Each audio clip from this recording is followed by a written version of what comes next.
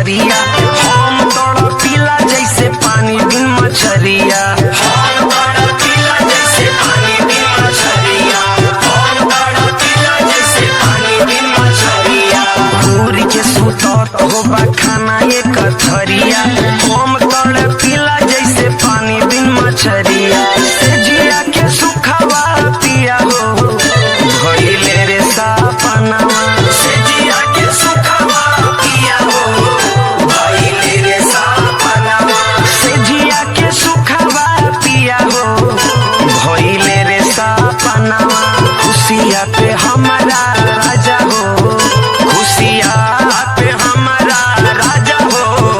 लागल गरहनावा काहे नहीं आइला पिया हो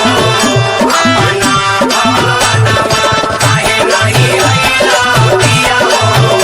अपना भवनवा।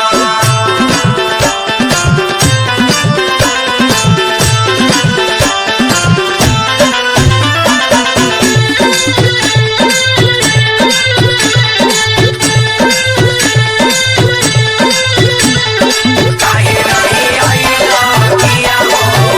अपना भवनवा। रविंदर दीवाना तू कठोर बड़ा भइला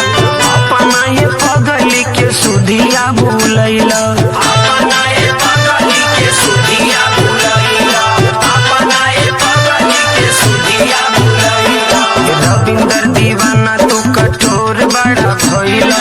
अपना ये पगली के सुधिया भूलैला एके सेठी देवारा पिया हो मारेला तनवा एके सेठी देवारा पिया हो मारेला तनवा एके सेठी देवारा पिया हो मारेला तनवा देखी के धीरेन्द्र